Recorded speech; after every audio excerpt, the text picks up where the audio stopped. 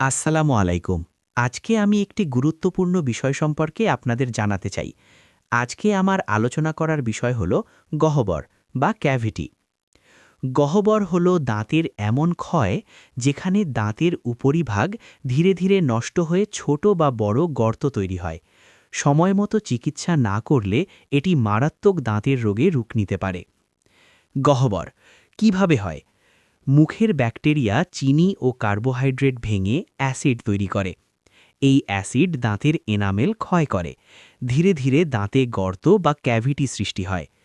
গহ্বর সম্পর্কিত প্রধান রোগসমূহ: ডেন্টাল ক্যারিজ, দাঁতের এনামেল ও ডেন্টিন ক্ষয় হয়ে গর্ত তৈরি। পালপাইটিস, গহ্বর গভীরে গিয়ে দাঁতের স্নায়ুতে সংক্রমণ, তীব্র ব্যথা।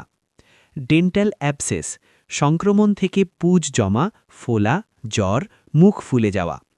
দাঁত ভেঙে যাওয়া বা পড়ে যাওয়া, দীর্ঘদিনের গহ্বর দাঁত দুর্বল করে।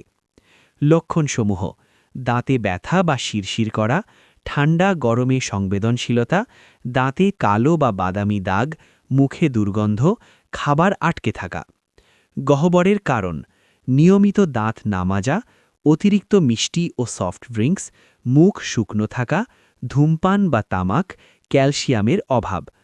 প্রতিরোধের উপায়: দিনে 2 বার ফ্লুরাইড টুথপেস্টে দাঁত মাজা, মিষ্টি ও চিনি কম খাওয়া, নিয়মিত কুলি বা ফ্লস ব্যবহার, 6 মাস পরপর ডেন্টিস্ট দেখানো, পর্যাপ্ত পানি পান।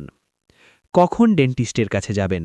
ব্যথা শুরু হলে, দাঁতে গর্ত বা কালো দাগ দেখলে, মুখ বা মাড়ি ফুলে গেলে। আমার আজকের ভিডিওটি সবার ভালো লেগেছে আশা করি। লাইক করে কমেন্ট করে অবশ্যই জানাবেন কেমন লাগলো।